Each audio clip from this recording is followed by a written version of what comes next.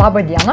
Šiandien su jumis aš Dalia Rukienė ir mūsų video laida A-Medicina, kurioje kalbinu nuostabius, įdomius žmonės, savo srities specialistus ir išskirtinius, kurie yra Lietuvoje.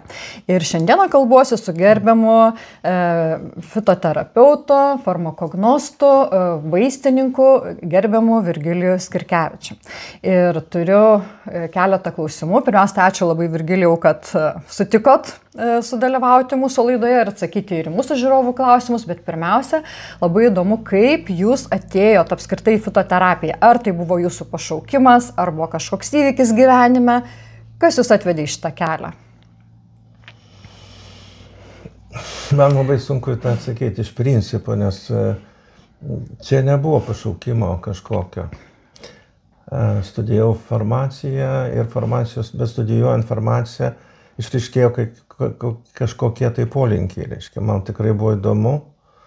Natūralioji terapija, reiškia, kaip augalai, nes labai mažai medicinos institute buvo kalbama apie vaistinguosius augalus, kurie yra pagrindas visos cheminės medicinos, tiesą sakant, ir net labai gydytojai paprastai ir dabar susiduriu su to, kad gydytojai visada tai žiūri kaip į kažkokį ne visai normalų gydymą, kada gydoma vaistingais augalais. Lyg būtų prarandamas laikas tuo metu, kai žmogus serga ir reikia labai stipriai gydyti. Aišku, kada ūmios reakcijos visada, sakyčiau, ne ramunėlę mes gydom. Bet mes ištraunam dantį, dar ką nors, nes tada reikia ir antibiotikų, ir hormonų, ir tai suprantama. Ir mano specialybė leidžia man suprasti, kaip reikia derinti tą, reiškia, mūsų augalinę terapiją, kaip derinti su cheminė terapija, alopatija vadinama. Bet aš sakau, neturėjau tos tokios nuo pat vaikystės, kad rinkčiau augalus, kad domėčiausi, man nebuvo tokio poreikio arba noro to daryti. Todėl labiau, sakyčiau, tai suvesta su tuo, kad aš vis dėlto, reiškia, bestudijuodamas pradėjau daryti ir suvokti kai kurios dalykus. O kai baigiau mokslus, tai automatiškai man atsirado toks, reiškia, dirbau analitinėje laboratorijoje, kontroliavom vaistus įvairiausius ir, reiškia, tikrindavom jų veikliąsias medžiagas, ar jie dar galioja ar negalioja. Tokia buvo sistema ir man visą laiką kildavo daug klausimų, kodėl tos cheminės medžiagos, reiškia, tiesiog vienos visur vartojimas, net neįvedant to paprastų augalų, kurie galėtų net atlikti saugumo vaidmenį. Nes mano akim žiūrint, augalai yra ne tik, kad jie veikia, bet jie gali ir apsaugoti organizmą nuo pastovių stiprių vaistų vartojimo. Kažkodėl žmonės labai mėgsta vartoti vaistus. Ir kažkaip tai visur yra tie vaistai akcentuojami. Reiškia, suskauda, rytoj skaudės, kai aš vaikščiosiu, išgersiu ibuprofeną šiandien vakare. Visada taip keistai skamba. Reiškia, tu dar nežinai, kaip bus, bet tu jau ibuprofeną gersi vakare. Nepaisant to, kad mano sritis, mano specialybė sako, kad kiekvienas vaistas turi savo ir pašalinius poveikius. Ne visada noriu juos akcentuoti, nepasakyti, kad vienas iš tokių sudėtingesnių augalų vaistų yra paracetamolis, kuris gali labai stipriai pakenkti organizmą ir vaikam duodamas ir taip toliau. Nes mes paprastai kartais neturim ką duoti, duodam paracetamolį, kaip mažiausia ir kaltą. Todėl, tas ryšys tarp cheminės medicinos ir vaistingųjų augalų, jisai buvo lyg nutrintas tiesiog. Neramunėlėm, aš dabar kaip kalbu apie paskaitose apie liepžiedžius, visada sakau, kad vienas iš stipriausių, reiškia, liepžiedžių pusių yra, kad jie yra hepaprotektoriai. Ir niekas negali suprasti, kodėl jie veikia kepenis, hepatocitus, kodėl jie, reiškia, apsaugo kepenis nuo labai aštraus neigiamo veikimo, ypatingai nesteroidinių priešuždegiminių preparatų. Ir todėl sumalus liepžiedžius į miltelius ir duodant juos vartoti, kartais gal su medum padarius košelę arba vartoti paprastai, reiškia, išgeriant arbatą, galima padėti vartojant vaistus, reiškia, kad kepenys nebūtų pažeisti. Mums iš tikrųjų labai svarbu veikti. Suprantat, gamtoje yra tam tikras landšaftas, gamtoje egzistuoja vaizdas, kurį mes matom užlipę ant kalno ar paslėnyje. Ir tam vaizde auga, reiškia, tam tikras augalas. Jis auga būtent ten, o ne kažkur kitur, ne ant Alpėse, ne kalnuose. Bet va tam slėnė, kur daug drėgmės, kur auga vešlus kiti augalai. Ir organizme tas pats. Mes turime atsekti tą landšaftą mūsų organų, kuriame gali užaugti tas augalas, kurį mes naudosim. Mes turime padaryti atitikmenį, suvokti, kodėl liepžiedžiai yra kepenų vaistas ir padeda kepenim. Ir taip toliau, reiškia, liepžiedžiai neveikia visur, jie neveikia kitus organus, galbūt tiesiogiai, reiškia, tiesiogiai per kepenis, galim sakyti, veikia viską, bet neveikia kitur. Užtat, tos gamtos peizažas, kuris patenka į tavo vidų ir gydo tavo, reiškia, peizažą, aš taip romantiškai noriu lik ir pasakyti, labai, reiškia, man buvo tiesiog noras domėtis, reiškia, tais dalykais, atsekti, kodėl augalas, kuris auga pelkėje. Jisai sugeba suvaldyti pelkės jėgas, tą drėgmę, tą puvenį. Ir koks atitikmuo yra žmogaus organizme, kad organizme pūva kažkas storajam žarnyne, ar šiaip puvimo reiškiniai, degradacijos reiškiniai pas žmogų yra. Ir todėl, reiškia, ta sidabražolė, kurią aš iškasu iš kaip šaknį ir visada pasakoju, kaip man sunku kasti sidabražolę, nes vis prisimenu, kad pelkėj tai būna vėlyvas ruduo ir aš einu į tą pelkę, reiškia, pasiimu, reiškia, krepšį ir atsiklaupęs keturpėsčias renku šitą sidabražolės šaknį, tą gumbą. Labai malonus reiškinys yra, kada tu kiši ranką po velėną ir užčiapi gumbą, vis didesnį ar mažesnį, ir tu apsidžiaugi viduj, kad va, toks gražus, geras gumbas, kurį galima bus panaudoti žmogui, gydant jo puvimo ligas. Bet aš vis prisimenu, paskui, kai pradeda temti, nes įsijauti tą visą rinkimą, tu gyveni gamtoj, tu esi susiliejęs su ta gamta. Tu nori ar nenori, tame vyksta tas, reiškia, senų žolininkų ir žolininkių istorija, kad jie turi savo privilegiją, reiškia, suprasti gamtą, būti gamtoje tam tikrų laikų, rinkti augalus ir jausti net iš to malonumą, paliekant visus kitus, reiškia, kad jie ne visi būtų išrinkti, čia labai svarbus laiko jausmas. Aš nekalbu apie susikalbėjimą, kada turit galbūt melstis, padėkoti, reiškia, ir man atrodo, tas sakraliniai dalykai per rytų mediciną kartais dabar ateina pas mus, kada mes galim sakraliai atsiklaupę, reiškia, nes mes taip rinksim atsiklaupę, reiškia, pasimelsti ir padėkoti. Šlaik sakau, yra tas krikščioniškas žodis ramanata. Ateik viešpatie, kuris tampa vis svarbesnis. Vėlgi, tas pats medicinos vystymasis, kada tu nuo pat pradžių, kada tu buvo svarbios cheminės medžiagos, atėjo supratimas apie dvasinį elementą, kaip padėti ligoniui, kaip pasimelsti kartu, kaip sustiprinti jį, kaip duoti jam atramą, nes, sakėm, be šito mes negalim gydyti žmogaus, bet kokiais cheminiais ar pačiais geriausiais augaliniais dalykais mes turime jam pasakyti, kad tu nusiramink, kad tau, kaip ir kiekvienam iš mūsų, nes daug susiduriu su onkologiniais ligoniais ir mano viena iš tokių svarbiausių, man atrodo, misijų aš turiu, reiškia, toj sumaišty pasakyti, kad mes bandysim kažką daryti, tu neturi blaškytis. Tau reikia, reiškia, suprasti, kad ir cheminiai preparatai reikalingi, ir augaliniai, nes žmogus nežino, ką daryti. Ir taip, ir pasiskaito, ir mato, kaip chemija veikia, kaip krenta plaukai ir dantis. Ir jam reikia pagalbos tokios atramos, vidinės atramos. Šita magija gydymo yra medicina dvasinis mokslas, kurio mes iš pradžių ir netenkam, nes mums reikia skaičiuoti veikliąsias medžiagas, mums reikia suprasti dozes, mums reikia ieškoti dozių. Net ir knygą, kai rašau vieną skyrių apie dozės ieškojimas. Reikia narkotikų, kokios dozės ieškoti, reikia prisitaikymas prie to.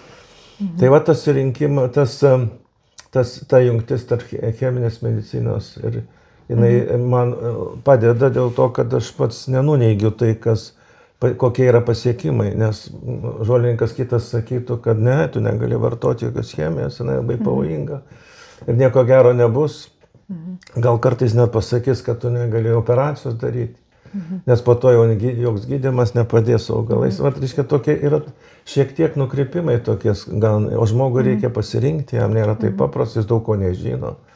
Todėl, reiškia, mano tas, kai aš pasilenku prie tos sidabražolės, aš nepabaigiau pasakyti, bet man tuo metu aš pagalvoju, kai temsta, aš pagalvoju, kad mane gali nušauti. Dėl to, kad ten yra medžiotojų bokšteliai. Ir jie vakarais eina, reiškia, medžioti šernų. Ir aš tikrai atrodau panašus į šerną.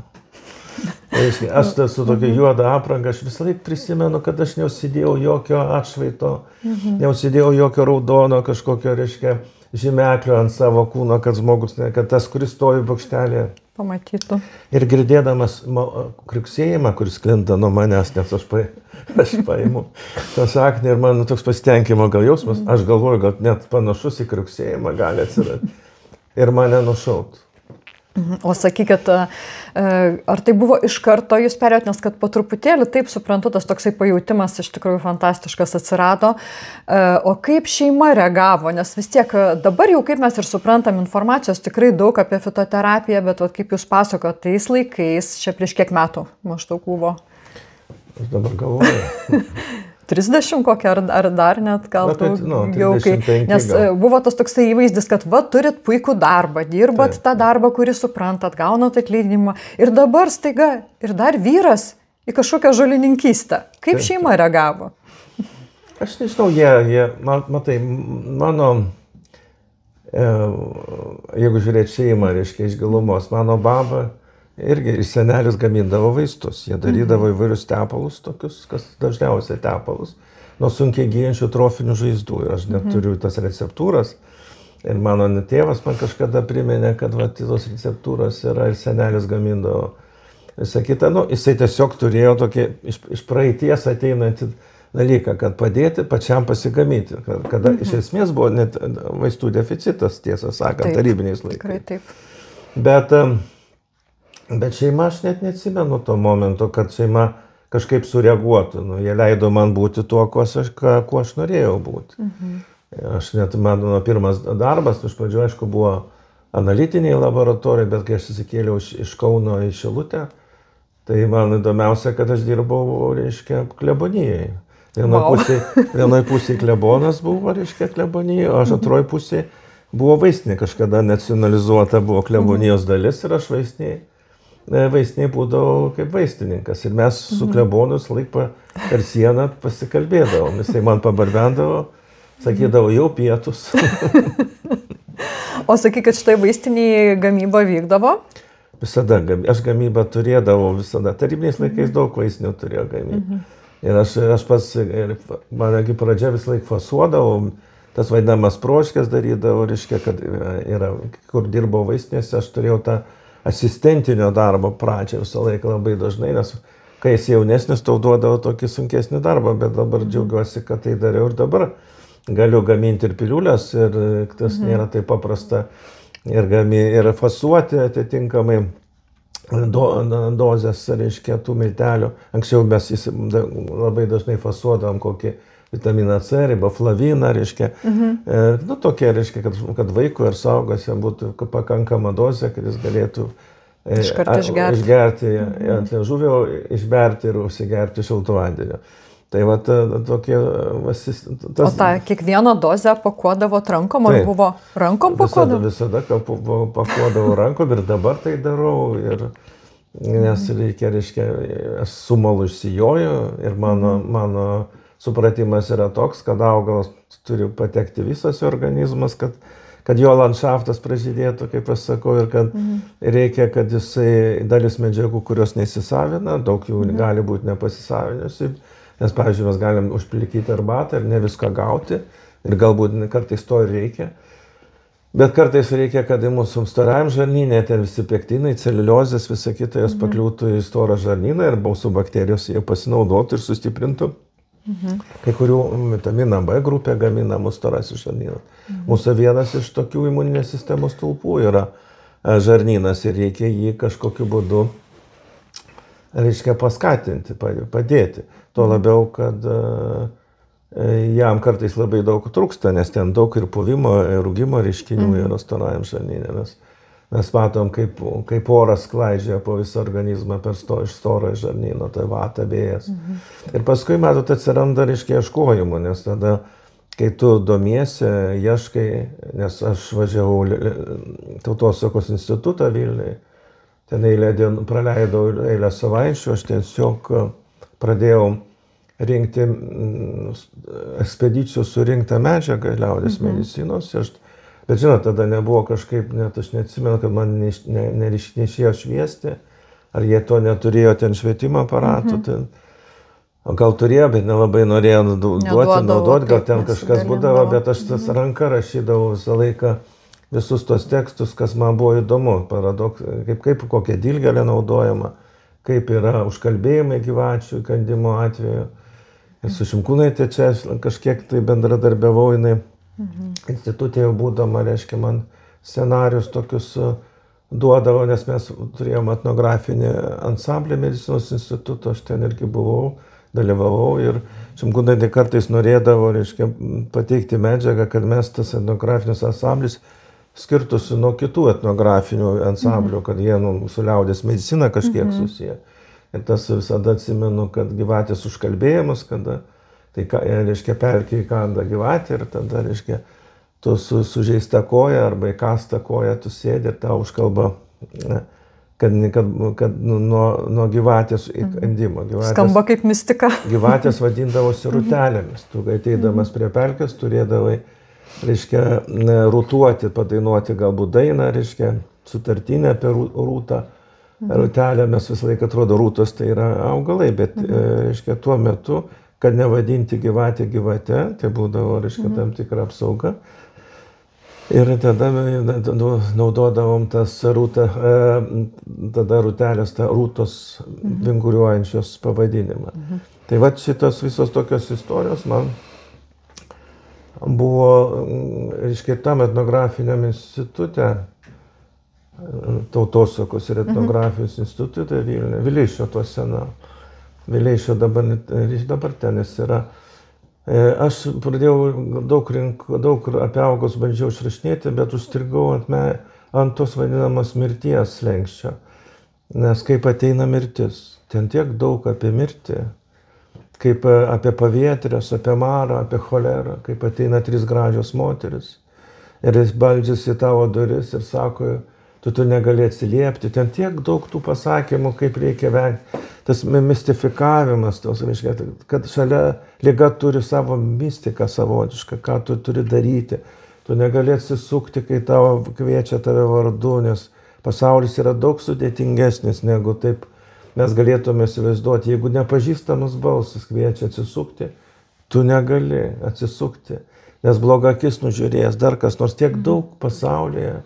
Paskui dar, atsimenu, pradėjau skaityti apie elementarias būtybės. Yra tas vadinamas, čia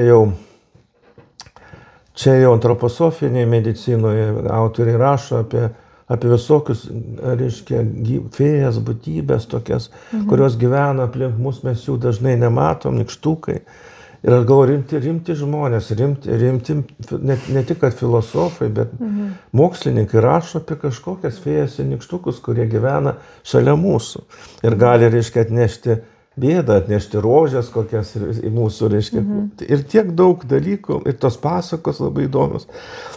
Darosi apie miegančią gražuolę, kuri įsiduria į pirštą rožės spyglių ir taip toliau. Apie 12 brolių, kurie juodvarniais laksto. Juk ten yra įdomi istorija, kad man labai patinka dėl to, kad aš ir dabar, kai kalbu, rašau knygą, aš tas pasakas bandau įvedinėti. Gal savotiškai ir išinterpretuodamas, bet 12 brolių juodvarniais lakstančių tapo žmonėmis, nes jų sesuo jiems numezgė dilgėlių baltinius.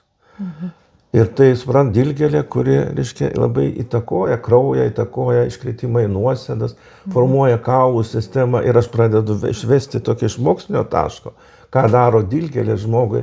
Ir visai suprantu, kodėl dilgėlių baltiniai, reiškia, suformuoja vėl žmogų iš paukščio, iš to skraidančio. paukštė, nes dilgėlė atstato jo kūną ir tai gali būti labai naudinga, nes atstato ir kraują. O sakykit, tas pačias ar dilgėlės, ar šita, kuris renka žoleles, kokia buvo pradžia? Jūs neždavot namo, ar kažkaip apdirbdavot laboratorijoje? Kokia ta pradžia tų pačių žolelių buvo? Kad jos atsirado pas jūs ir, kaip suprantu, jos buvo kaip ir dalis jūsų paties filosofiškai. Nu taip, čia būdavo, va čia yra požiūris į šeimos atsirado.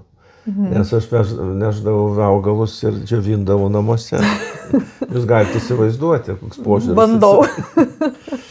Ir žinot, kažkoks lyrinis nukreipimas. Vyras, kuris ten, žinai, galėtų dirbti, kaip tu patys sakom, galėtų dirbti, reiškia, vaistininku ir užsidėti baltą chalatą ir kalbėti su žmonėm. Jis dar, reiškia, laksto po laukus, neša visokius gysločius, jo džiovina ir daug purvo atneša ir visą kitą. Reiškia, tai tas požiūris ir yra. Tai kaip reagavo jūsų žmona į tos tokius? Ne, nu, reagavo, kad arba aš, arba gysločiai. Ir matot, Viešbutyje gyvenom. Nu, aišku, ten butas buvo 4 kambarių, tai nemažas, tiesą sakant, bet vis tiek. Nu. O kaip pavyko išspręsti šitą? Žinot, aš nežinau, aš tiesiog, gal žmonai buvo gaila su manim skirtis. Gal ką, bet aš matai vis tiek nenustojau rinkti. Aš paskui ieškojau kitų vietų, kur galima būtų džiovinti. Kur nors, kur jau nelabai kliudyčiau, nebūtinai name ar bute ir taip toliau, tai aš tiesiog atradau tą variantą džiovinimą. Ir čia mes aš dabargi džiovinu ir šituose namuose, kur mes esam, ir džiovinu, mes turim krosnį, kuri reiškia, kūrenama malkom ir šilumos yra, ir kartu man labai gerai sudžiovina augalus. Ir mes sudžiovinam tos augalus. Tada įsisprendžia, jau dabar pasikeitė gyvenimas, gyveni name, jau turi daugiau vietos, daugiau galimybių ir galų galia ta krosnis, kuri šildo ir šeimai labai svarbu. Ir džiovina mano augalus, kas man svarbu. Tai viskas taip yra. Tai vat yra ir aišku, tas grįžimas prie to, kad aš kalbu apie tą mirties ir gyvenimo klausimus, kada, reiškia, atsirado. Man įvedė į kitokį šiek tiek supratimą, nematerialų supratimą augalo, kas jis yra, kodėl, reiškia, dilgėlė turi spyglius, ką reiškia tie spygliai, kas yra silicio, koks dioksidas, visą laiką, kuris, reiškia, erzinančiai veikia, arba gali veikti šiuo atveju, arba koks asiuklis, kurį mes galime puodus, reiškia, valyti, nes jis šiurkštus, arba takažolė. Bet atsirado ir kitas požiūris į augalą, kuris jis turi labai, reiškia, savo maginės kažkokias reikšmės. Daug augalų rytiečiai tai įveda tos rasajana augalus, ypatingos jėgos augalus, kurie gali paveikti.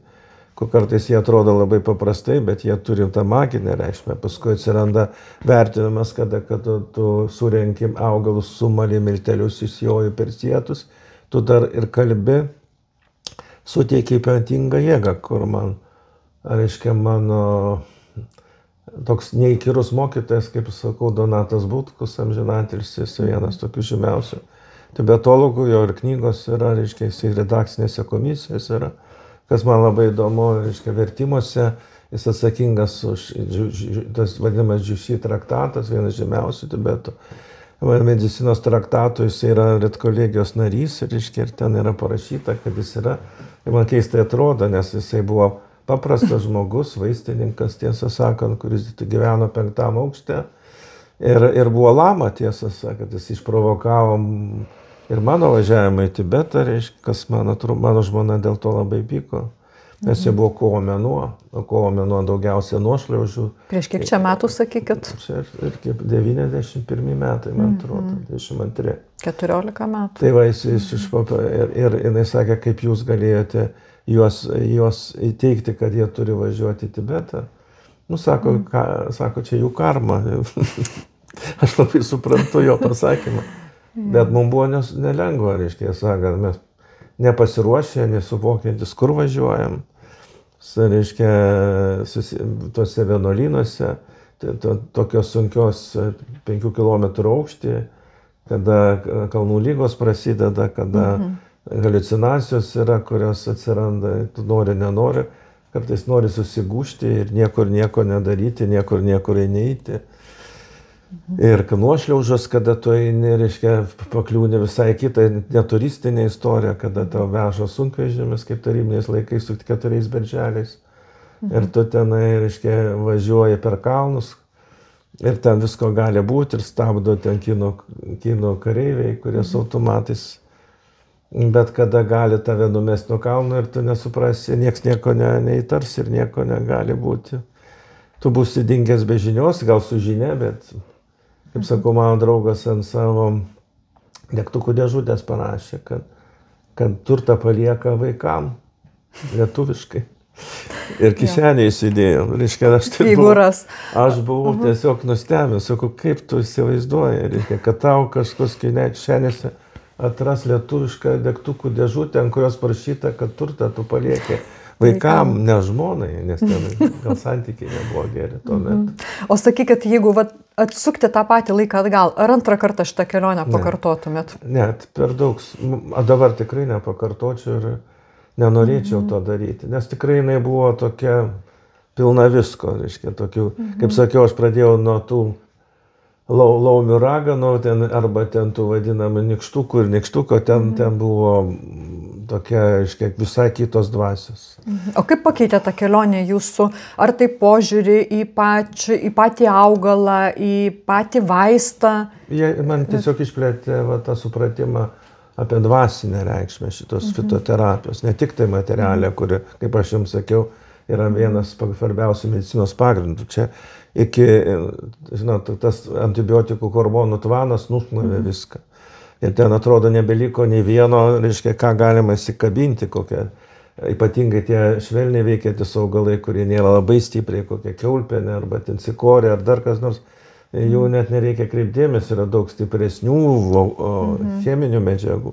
Kada yra nuodai, tai tada gali suprasti, kad yra nuodai ir kurie gali stipriau veikti, bet tada jau dozės rizikos ir taip toliau. Ir va ta dvasinis aspektas, kad reikia pasimelsti, kad reikia suteikti ypatingą jėgą, jeigu tu pasimeldi tam mišiniui, kurį tu padarai, iš pradžių atrodė keista, dabar po Tibeto man visai nebeatrodo keista. Nu, tikrai aš įsivaizduoju labai įdomu, kad vaistininkas baigęs mokslus, prieš darydamas mišinį eina pasimelst. Tai iš tikrųjų unikalu. Po padaręs mišinį. Po padarimo. Jisai jau, reiškia, padaro mišinį ir tada... Sukalba maldą. Tai žoliai, aš dabar man pranciškonai išmokė pasakyti ramanatą, reiškia, nes reikėdavo sakyti malda tai tėve mūsų arba sveika, nes aš krikščionis, katalikas, aš Donatui tada sakiau, jūs mantras giedat, jisai vienuolis, islamo, reiškia, jisai gali tą daryti, aš sakau, nugi aš ne budistas, aš negaliu savo iškreipti savo, nors religija yra bendri dalykai dvasiniai, bet Dievas aukščiausias yra iš visų mūsų, bet man būdavo sudėtinga, reiškia, budistinės mantras giedoti ir tada atsirado toks, ir man kažkada pranciškonas sako, tu pasakyk ramanatą. Tai skamba kaip abrakadabra. Labai įdomiai. O ką tai reiškia? Ramanatą ateik viešpatė, o abrakadabra irgi panašiai. Čia iš viduramžių atėjo, aš irgi buvau nustebęs, kad abrakadabra irgi buvo tam tikri užkalbėjimai. Ir mes kaip vaikai žaisdavom abrakadabrą, o pasirodo, tai yra labai rimtas burtas, kurį naudodavo dėl sveikatinimo ir taip toliau. Tai čia yra viduramžiai, čia yra Europa, viduramžiai Europa, nes šiek tiek labiau arčiau nuo iš arabų medicinos atėję dalykai. Tai vėlgi labai įdomus tie dalykai, čia yra tas dvasingumas. Ir tie augalai turėtų geriau veikti, reiškia, ir manau, kad ir pozicija tokia atsiranda, kad tu sukaupi dėmesį, tu sukaupi dėmesį, tu pagalvoji apie tai, ką tu padarėjai, reiškia, tu neįdedi bele ką, reiškia, ir tu maišai augalus, kuriuos galima būtų sumaišyti ir taip toliau, ir būtent suteiki ypatingą jėgą, nes, pavyzdžiui, ten kokie airo šaknis, yra vienas žymiausių galvos sistemos augalų, kuriam irgi reikia mantras giedoti, su milteliams, kurie naudojami po insulto, reiškia atstatyti kraujotaką. Airas dėl to ir vienas iš augalų, kurie stato kraujotaką ir kalbėjimą, jis atstato tą vadinamą, reiškia, peristaltiką, nes jeigu nesisi žarnyno peristaltika, bus vidurių užkietėjimai, mes nestatysim kalbėjimą. Bet čia yra vėlgi rasajan augalas. Augalas tam tikro tipo konstitucijos žmonėm. Vėlgi, ta rytų medicina, reiškia, įvedė diferenciaciją, kokie mes skirtingi, apie 10 konstitucinių tipų. Vienam labai tinka, kitam gali būti blogai. Ten tokia taukė, kuri gali užklijuoti visą žarnyną, šaknis, kuri daug saponinų turi. Jin tinka tik tam žmogui, kuris ryšas trasdanotas, kuris turi anksti praplikęs, anksti pražilęs, turi karštį vidinį. Jis yra vadinamas tos žiežmogus, pitos žmogus. Pitos konstitucijos, kur labai stipri transformacija, kada enzimų, fermentų veikla ir hormonų veikla labai ryškia stipri. Tai jiem ta žolė, ta šaknis, gali padėti atstatyti kaulus, sugydyti 12-pirštės žarnos žaizdas, bet kitiem, tam smulkiam, kur šaltos kojos, šaltos rankos, arba tam stambiam, kur daug gleivių yra, kuris atsikosė, kuriam dažniausiai bronchitai įvairūs yra, diabetas, vystosi visą kitą, jam ta taukė gali užklijuoti žarnyną. Ir aš klausiau mūsų kai kurių gydytojų, jie irgi taip kartais, reiškia, sako, ir mano praktikoje tas buvo, mums reikėjo operuoti žarnyną, nes žmogus vartoja, sužinojęs dėl to, kad reikia sustiprinti kaulus, nes osteoporozė yra, ne? Moteris. Jinai, būdama smulkaus sudėjimo vyresnio amžiaus, jinai puikiausiai pradėjo vartoti taukę, miltelius, maišytus, išvirtus pienę. Ir po to vartojimo laikas tam tikras yra, augalų reikia laikas naudojimas. Čia vėlgi yra ta supratimas, ciklai 21 dieną, iki 3 mėnesių, kol keičiasi žmogaus kraujas, kartais iki 6 mėnesių. Augalam reikia laiko, jie neveikia taip stipriai dažnai, bet jie gali duoti efektą ir paskui, kaip Šimkūnai tai darydavo, duodavo pirmą receptūrą mėnesiui dėl kažkokių vienokio ar kitokių ligų, paskui darydavo tą pertrauką 10 ar 15, 2 savaičių ir paskui vėl duodavo kitą receptūrą priklausomai, reiškia, papildomą kitokią receptūrą. Ir kartais tai kaitaliodavo, tokį įspūdis, kad jinai, reiškia, turėjo supratimą nemūsišką. Iš tą dvasių pasaulio, iš tą džikijos, iš kur jinai turėjo. O sakykit, kaip jūs dirbot vaistiniai. Tai irgi tai būdavo, nes anksčiau pas vaistininką eidavo kaip pas daktarą. Tikrai eidavo tartis, be abejo, kaip ir pas psichologą. Ir vis tiek jūs turėjote tų žinių, kaip pagaminti ir kaip žmogui jau paskirti. Tai čia ne tik Šimkūnaitė, bet aš kaip suprantu, ir jūs tą žinias turite. Tai pas jūs vaistiniai irgi taip pat ateidavo žmonės. Mato, čia yra tam tikra komercinė bėda, nes kada, reiškia, matydavau eilę, kuris stovi, aš pasakojau tam pirmam žmogui, kuriam parduosiu vaistą. Kai jaunas buvau, pasakodavau jam apie, kaip reikia teisingai ten maisto dalykus įvedinėti, judėjimą, nepasikliauti vien to vaistų, saugotis ir taip toliau, reiškia, galbūt. Ir dar reikia gal papildomai kažkokį, nes kai sakai apie papildomą vaistą, kurių gydytojas neišrašė, tai atsiranda tokia pagunda, gal čia komerciniai dalykai, kada tu nori bet kokią būdą parduoti. Antras dalykas, tas antras žmogus, kur stovi eilėje, nes jisai dar klauso, jam įdomu, jam irgi atsiranda, tarškia, matai, jisai pasakoja, gal ir man ką nors pasakys. Jau trečias pradeda, jam trukdo. Jam trukdo, jisai atėjo trumpam nusipirkti labai kokio paprasto vitamino C su gliukozė. O jis dar turi laukti, kol tas įsipasakos apie viską. Čia yra labai didelė. Ir dabar gal paprašiau šitoje vietoje, bet ta prasme apie tai mažai kas kalba, bet vaistininkas turi pakankamai daug žinių. Jis ir pakanka ir klinikinę farmakologiją studijuoja ir visą kitą, jis turi pakankamai žinių, kad galėtų patarti, bet mano akim žiūrint šitoje vietoje kertasi su komerciniais dalykais ir tada, reiškia, mane turėjo išmesti iš darbo. Už tai, kad aš tiek daug trukdau ir kai kurie žmonės išeina iš eilės. Nes koks 7 tai iš vis jau nebeklauso, jam reikia išeiti, nes čia kalba visokio vietoj to, kad parduotų vaistą. Čia tas komerciškumas visada, reiškia, kertasi su to, kad tu norėtum nuoširdžiai patarti žmogui, paaiškinti. Iš ko kartais mums šito net reikalavimas būdavo, kad tu.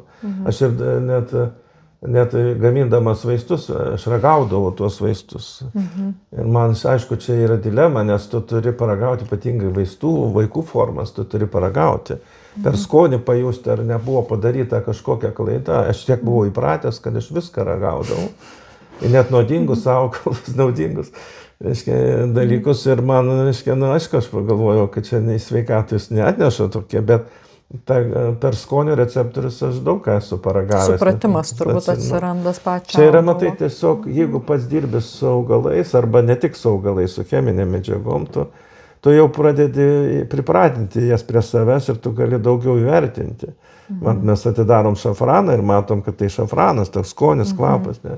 Arba ten matom, kad jisai nesuplėkęs ar visą kitą, mes galim vertinti kokybės. O sakykit, Virgilijau, ar daug, prieš 20 metų, dabar mes jau kaip ir matom daug žolininkų, o prieš 20 metų, kaip žinau jūs, žinau Šimkūnaitę, dar keletą žolininkų, kiek buvo jūsų tokių, tas brandoliukas, kuriem buvo įdomu, nes vis tiek jūs ėjot kaip, sakysim, vėliavnešiai, pirmieji fitoterapeutai, tai tikrai ant jūsų ant rankų nenešė taip kaip dabar, nes tikrai buvo sunku ir tie keliai nebuvo lengvi. Kiek maždaug buvo tokių žmonių Lietuvoje? Žinot, buvo sunku pasakyti, skaičiais mes, kadangi kartais su muziejum, medicinos ir farmacijos muziejaus, darbuotojas, reiškia, važiuodavom į ekspedicijas, nuvažiuodavom, žiūrėdavom. Tai man pirmas tikimas su tokiu, reiškia, keistu žmogum buvo Godliauskas, felčeris, karo felčeris, kuris gyveno Skirsnemunėje. Ir pirmą kartą pamačiau tokį, reiškia, reiškinį, kada atvažiuoja į Skirsnemunę, reiškia, nereikia ieškoti, kuriam name gyvena tas felčeris, kuris gydo visas ligas. Ir reiškia, ir ten yra didžiulė eilė iš Moldovos, iš visur kitur. Čia tarybiniai dar laikai, sovietinės okupacijos. Tai jau ten tiek žmonių, reiškia, įvairiausių ir visi atveda tokius, mano akim, nepagydomus ligonius, turint omeny, nesigilinat net jų vidų, bet yra jau ten tos vadinamas autoimuninės lygos, visokios vilklygės ir visa kita, išsėtinės sklerozės, kada tu iš tikrųjų nelabai ką gali padėti, gali palengvinti, bet jokiais būdais neišgydyti. Ir ten didžiulės eilės. Ir tas karo felčeris gydė, vienu augalu gydė visus. Ir man iškyla klausimas, visas ligas beveik vienu augalu. Kaip taip įmanoma? Gan šiek tiek nuodingas, mano akim žiūrint, bet vis tiek jis gydė. Ir man atsirado tas supratimas, kad, reiškia, kaip svarbu, reiškia, ir padėdavo, nes iš Tarybų Sąjungos važiuodavo didžiulį kiekį žmonių. Vadinasi, nebuvo taip, kad nepadėjo ir žmogus nusisuko visi, vieną kartą pabandė. Ne, tiesiog buvo pagalba. Rezultate, reiškia, ir man pasidarė aišku, kad tas žmogus yra tam tikras įtaiga, tam tikra to žmogus. Jisai ne magas kažkoks, bet jisai įteigia. Jis duoda, reiškia, tam tikrą kaip vandenį užkalbėdavo bobutės, kurios yra. Nes yra iš 4, reiškia, krypčių gydymo, mes kartais apie onkologiją, kai kalbam, yra tas vadinamas, yra dvasinis vėžys, kaip, čia ten karminis vėžys, kaip mes sakytume, genetinis, tu negali pabėgti nuo jo, nes giminė visa serga. Yra dar, reiškia, koks nors paprastas klasikinis vėžys, kurį mes gydom, išoperuojam, duodam vaistus, bet yra ir dvasinis vėžys, kuris lemia tai, kad yra bloga akis, nužiūrėjo, kažkas atsitiko, susiklostė aplinkybės ir tas užkalbėtas vanduo, kuris yra 3-litrinėme, jis gali puikiai gydyti. Nes jame yra ta jėga, žmogaus pasitikėjimas dar atsiranda, dar jėga, kad jis gauna, reiškia, tą galimybę padėti savo, reiškia, dvasinis vėžys. Čia rytų medicinoje apie tai kalbama, reiškia, viena iš rūšių vėžio. Vadinasi, negali nuneigti nei žodžio reikšmės, man dar kad patvirtino, kad, reiškia, visi užkalbėjimai ir kalbėjimai ir maldos turi reikšmę ir vertę, ir galbūt tai gali pakliūti ir tą, reiškia, tą dvasinio vėžio gydymo sferą ir gali tikrai labai padėti. Antras dalykas, suteikia tam tikrą atramą tam pačiam žmogui, kuriam skauda, nes visą laiką mes norim, kad neskaudėtų ir kad ilgiau galėtume gyventi šitam pasaulyje. Sakykit, ar jūsų aplinka, tai yra draugai, vėlgi ta pati šeima, ar iš karto priėmė jūsų fitoterapiją ir tas žinias, kurias jūs turit ir pradėjot dalintis jomis? Ar iš karto jie priėmė? Ar vis tik tai buvo iš pat pradžių tas požiūris įprastinis, kad pirma gydo vaistai, o žolelės, ai čia tarsi nelabai. Su kuo pirmiausia susidurdavo? Ne, galbūt tas ir buvo, nes matai, tik tiek, kad šeima matydavo mano, reiškia, tą požiūrį ir mano tas veiksmus ir tam tikrą įdirbį. Ir man žmona tik sako, tu žinai, kada tu daug kalbi tam žmogui, kuriam bandai pasakyti apie jo ligą ir pakalbėti, aš visada žiūrėdavau labai skeptiškai. Kam tiek laiko skirti? Kam tiek daug aiškinti? Čia žmona taip sakė. Čia jinai bandė pasakyti, kad aš daug kalbų ir tuščia žodžiauju kažkuria prasme. Arba noriu pasimėgauti savo protingumu. Kaip jis sakė, tu tiesiog mėgaujiesi, ką tu nori pasakyti tam žmogui. Aš galvoju, aš negaliu mėgautis, jam skauda. Koks čia gali būti mėgavimas tame fone, kai žmogus skundžiasi. Reiškia, ir dabar jinai man sako, man atrodo, kad čia labai teisinga yra. Kada tu turi, aiškiai pasakai ir daug kalbi, kad kartais nuo Adomo į Ievos, bet reikia pasakyti, kad kartais net sudėtingi žodžiai. Persivertė požiūris. Taip, jinai pervertė, bet vadžioj matau, aš supratau, man nieko per daug nekalbėjo, reiškia, jinai tik tai skundėsi, kad daug šiukšlių. Bet jinai pradėjo, reiškia, jinai pati, reiškia, kreipėsi pas gydytojus ten savo, ir paskui patys pradėjo suvokti, kokią reikšmę turi tas kalbėjimas. Ir sako, aš tau dabar leidžiu kalbėti. Tikrai. Ja. O sakyk, kad žmona irgi kreipėsi turbūt vis tiek pas jūs, jeigu kažkokios problemos, kad sudaryti jai asmeninį mišinį. Ne, čia yra kitas dalykas. Asmeninių žmonių gydymas yra problema tokia, kad tu negali. Jos tėvai buvo, reiškia, gydytojai. Viena mama dar gyva, bet tėvas, reiškia, išėjęs iš to pasaulio per infarktą ir visą kitą. Ir jis jau sakydavo, kad aš negaliu operuoti savo artimųjų. Tai tas variantas, kad vaikam aš duodavau ten arbatas, čia vėlgi klausimas, ar vaikam iki 9 metų mes galim labai daug ką nors duoti iš augalų, nes imunitetas nesusiformavo, augalai gali irgi formuoti alerginės reakcijas ir taip toliau. Aš laiką klausiu, kiek metų ir tik tada bandau duoti. Mes galim duoti mėtas, ramunėlės, pat kaip pagerinti kvėpavimą ir virškinimą, tai viskas lyg tvarkoj būtų. Bet jeigu kažkas sudėtingiau, tai žinot, čia reiškia saviem, aš kartais esu pats atsitolinęs lyg ir saviem nelabai, reiškia, duodu arba rekomenduoju. Kai ką taip, bet kai ką ne. Ta prasme, tai jie mato, kaip aš dirbu, kaip aš sijoju, kaip aš renku, nes jie turi tame pasitikėjimą, kad jie mato, kad aš, neimu, bet belia kaip. Ir, reikia važiuoti kažkur, tai rinkti, net kartais pasidaryti tyrimus, nes man labai svarbu tas užkratas, nes žmonės skundžiasi ten krūties vėžiu, o vartoja, reiškia, augalus, kurie pilni pesticidų, herbicidų, fungicidų, kurie yra sintetiniai moteriški hormonai, kaip žibalas, kuris skatina tą vėžį. Nors augalas yra gydomasis. Ir jis turi savy fitostrogenų ir gali padėti gydyti, kad ir vingiorykštė kokia ar kas nors, arba net raudonėlis. Bet esmė įdomiausia tame, kad, reiškia, niekas nežiūri užkrėtimo, kaip yra purškima. Lietuvoje dar yra tokių vietų, kur nesigirdi šuns lojimas. Čia yra vienas iš tokių reikalavimų, renkant augalus, kad nesigirdėtų šuns lojimas, kad nebūtų labai arti gyvenančio žmogaus. Ir aišku, aš turiu dairytis, ar nėra rapso, ar nėra kitų, kad neužpurkštų, net neštų debesėlis kažkokio tai. Nes mes dar mažai kreipiam dėmesį į tą. Aš kartais matau, kai aš dirbau ir fabrike ir visą kitą, reiškia, man reikėjo kurti vaistus kompanijoje lietuviškoje, tai eilė tų visų vaistų yra, reiškia, sukurta ir vaistinėse pardavinėjama. Tai aš labai atkreipdavau dėmesį, ar ten koks kiaulpienė yra ekologiška pakankamai, reiškia, nes man toks gera situacija, kad maisto papildam nereikalaujama kontrolė, ta paskutinė, reiškia, kontrolė, kada pagamini vaistą ir turi kontroliuoti jį. Ir čia, reiškia, labai galima susidurti su tuo, kad nieks nekontroliuoja žaliavą tai dar gauna kažkaip, tai bando pažiūrėti, nes perka kažkokiu kinu, o ten gali būti visko, nu ir jie, reiškia, tada gali brokuoti, bet kai patys pagamina sujungdami augalus, jie jau nebekontroliuoja savo, reiškia, paskutinės, to instancijų nebėra.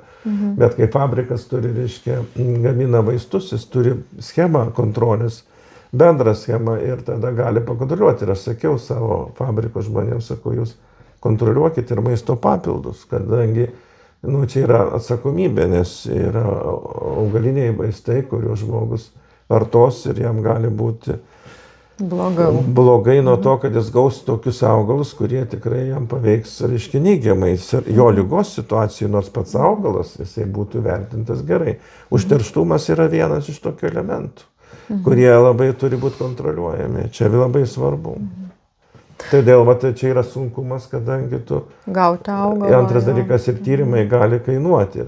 Ir užtat tie žolininkai, kurie turi savo laukus, savo miškus, savo vietas, savo augimvietės, kurie jie pasitikė, matydami, kada, nu, aplinkui yra pakankamai švaru, nu, gal debesėlis neužplaukė, koks nors netnešė, ko nors ypatingo, bet čia yra labai svarbu atsakomybės klausimas.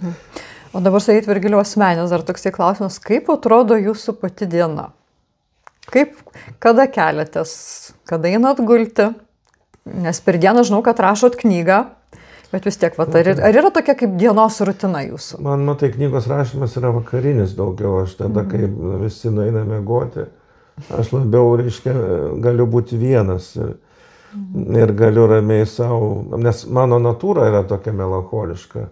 Aš esu, reiškia, gilinuosi į pasaulį ir man toks yra, ir tai pliusas ir minusas, reiškia, pasaulis, man atrodo, biškai sudėtingesnis negu kitiem temperamentam ar charakteriam. Bet šiaip aš gyvenu tokioje vietoje, kur galiu daug judėti. Mes, reiškia, yra pylimais, gali vaikščioti, kas labai gerai.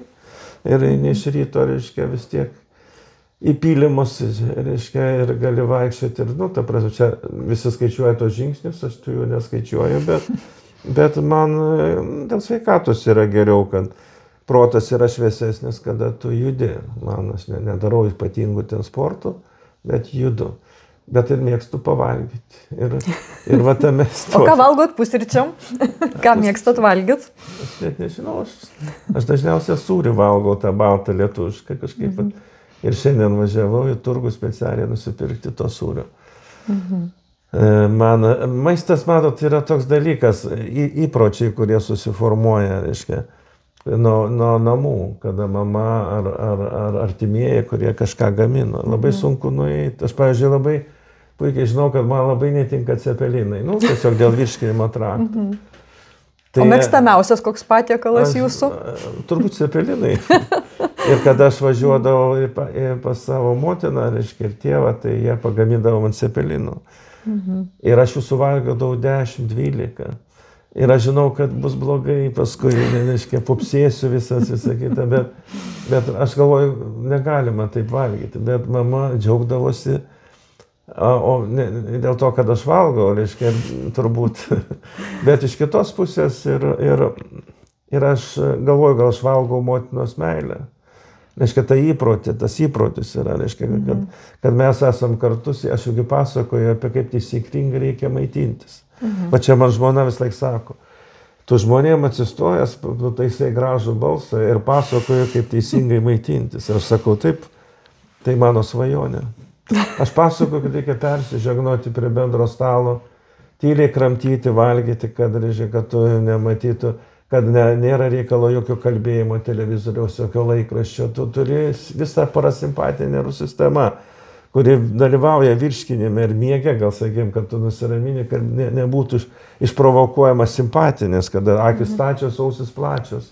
Ir kada tu ten žiūri, matai visokius, reiškia, telefonus arba klausai kažkokių medžiagų.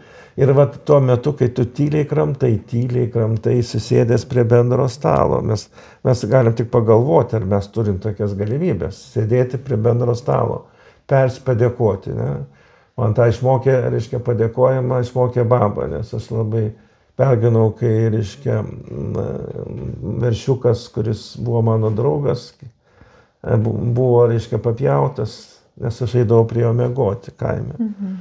Ir paskui ir visi melavo, kad čia ne tai, ką aš galvoju. O žinojau, kad jį papjovė.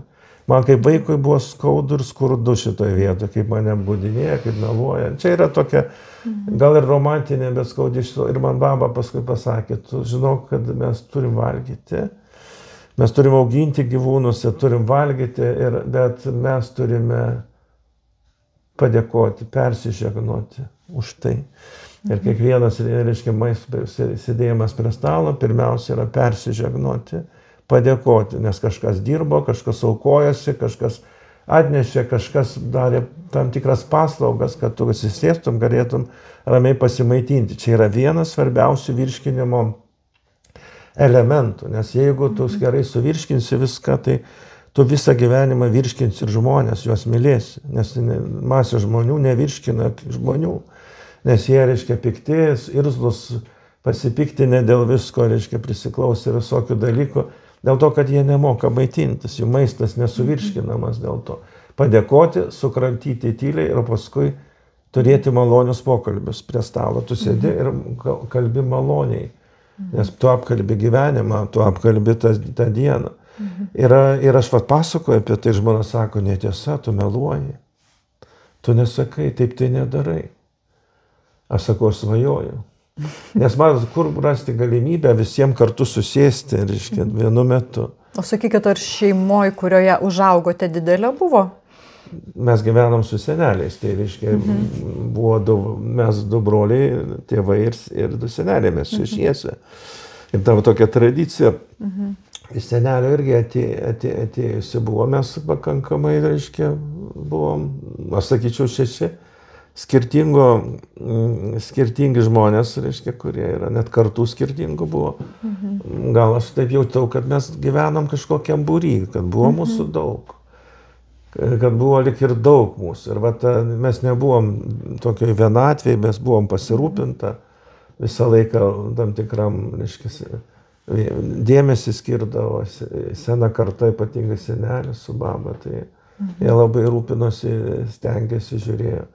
Matė prasmę, nes jie iš pokario atėjo. Jiem buvo, reiškia, irgi, baimė visokiausių, gal buvo dėl mūsų ateities ir visą kitą. Mes išgyvenom tą sovietmetį. Taip, nes labai šiltai iš tikrųjų atsiliepėt apie senelius, kartais net pajaučiu, atrodo, kad aš jos tarsi pažinočiau, tikrai labai įdomu. O sakykit, jūs turite dabar kažkokį tai hobį savo dar, be to, ką darot, kur yra... Kažkas slidinėja, kažkas vesga, kažkas verda. Ar turit savo dar papildomai? Aš visą laiką bandydavau rinkti kažkokius senus daiktus, tokius, žinai, tokius, kad, reiškia, kurie, ten, pavyzdžiui, malti pipirams, visokiausia, tokie man visą laiką iš skirtingų kultūrų, iš amžiaus tam tikrų. Bet po vienu metu suvokiau, kad aš nieko nesukaupsiu, kas po to. Man galbūt, sakyčiau, tuo metu, kai tu renki, tai yra prasmė. O paskui aš galvoju, kad liekamoji reikšmė būtų, kad kažkas paveldėtų, man kažkaip jau nebeliko. Tai mano hobi yra knygos rašymas dabar. Jisai užvaldo viską ir man ta knyga, reiškia, įdomi. Net ir buvau Madride ir atsivežiau tą Prado muziejaus knygą apie augalus, kurie yra vaizduojami dailės kūriniuose, žymių autorių kūriniuose. Yra tie biblijiniai augalai, ką jie reiškia, ką reiškia ten žemuogė, artima ten kraujui. Ir kad jinai kažkur tai stovi ten prie Marijos pėdos, užaugusi tam paveikslė didelė. Reiškia, pasirodo, jin turi prasmę, simbolinės visokias prasmės, gysločiai.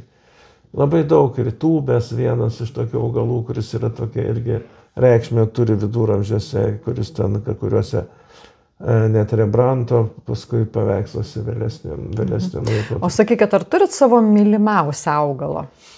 Man mylimiausias yra, mylimiausias augalas yra nendrė. Nes mane ir japonai išmokė, kad nendrė yra tokia stipri, tokia galinga pavasarį, kad jinai duoda tą chlorofilą labai stiprų. Ir, reiškia, tas augimo jėgos, tos auksinės jėgos, auksino jėgos, jos labai, reiškia, valo organizmą ir kraują. Ir mes, reiškia, daug šalia nendrių gyvenam šitam krašte Šilutėj, tai mes turim jas naudoti, reiškia, tas ietis, kurios lenda, kurios kietos, kurios dar jau nendrė, kuri dar nesviruoja vėjyje, kuri dar nėra sumedėjusi, pakankamai. Vat ir tas stiprinimas žmogaus kaulų, nes nendrėje tos jėgos duoda, reiškia, net galima gydyti osteoporozę, reiškia, valyti kraują. Nes nendrė jau glūdi ta jėga, kada jinai sukietės, jinai užaugs, jinai pasensis, duos tam tikrą kietumą ir ta kietumo istorija irgi, reiškia, jau prognozuojama jaunam augale, kada tu vartosi į vidų. Tai man nendrė, man iš vis tas vienas skilčiai tie augalai, švendrai, nendrės, reiškia, miglinių šeima visa ten, reiškia, visi mūsų kviečiai, ragai, javai. Bendruoju pavadinimu, jie man įdomus. Tas smilgų judėjimas man visada labai gražus, kaip yra tam filme apie Romos legionierių laikus, kai, reiškia, ten, kada, reiškia, nešamas žmogus ir nendrės, ir tą migliniai visi rūgiai, ten tiesą sakant, ten javai. Ir man taip gražu, kai javai subręsta vienu metu, ne vienu metu, bet jie žydi vieną dieną. Rūgys žydi vieną dieną, reiškia, tam tikrą dieną. Reiškia, vasaros metu žydi vieną dieną. Ir reikia atrasti tą laiką, reiškia, kad tu galėtum to žiedus surinkti. Reikia budėti prie rūgių lauko, kad galėtum surinkti žiedus, kurie irgi naudoja medicinoje. Tai vat irgi įdomu, tokia keista viena diena, kada visi rūgiai pradeda žydėti. O kam naudojamas rūgio žiedas, sakykit? Žiedas jisai yra irgi, jisai vienas iš tokių maitinančių dalių. Žiedas turi tą vadinamą irimo procesą. Jeigu žydi, tai irsta, ne?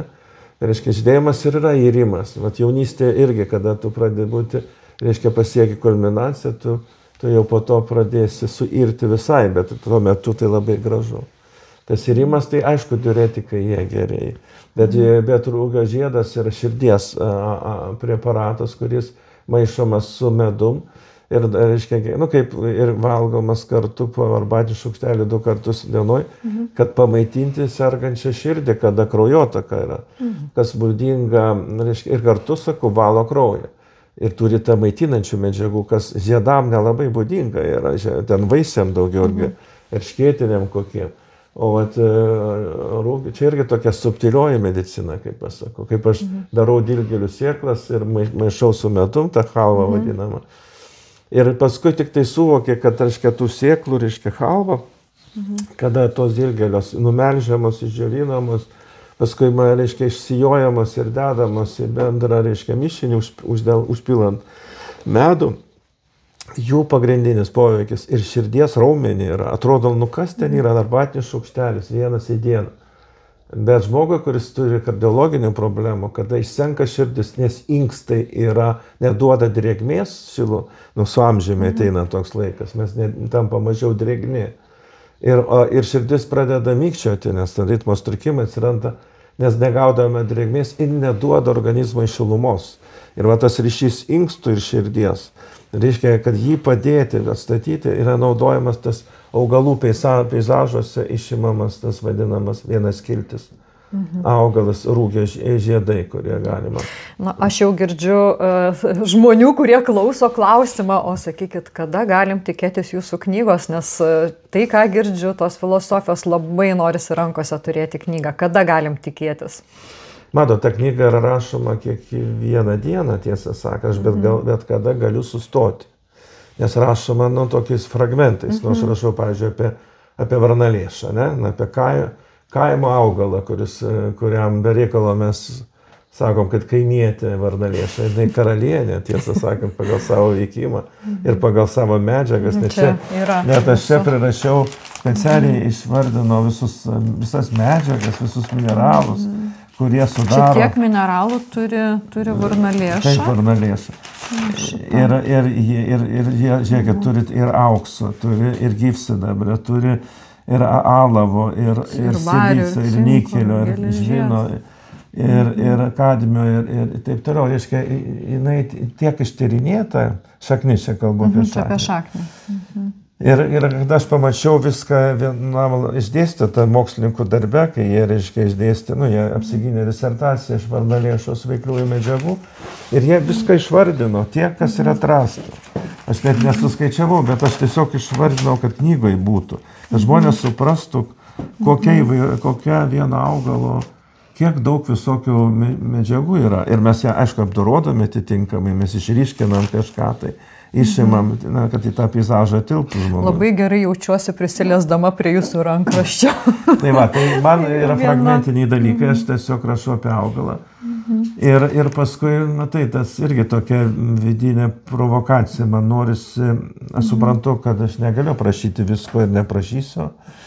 Bet man yra toks noras pasigilinti apie tą 12 brolių juodvarnės lakstančių išlenda su tom dilgėlėm ir visą kitą. Ir man marškiniais. Ir man norisi, matai, aš nenoriu, mano knygos rašymas tai yra nenurašymas, tiesą sakant.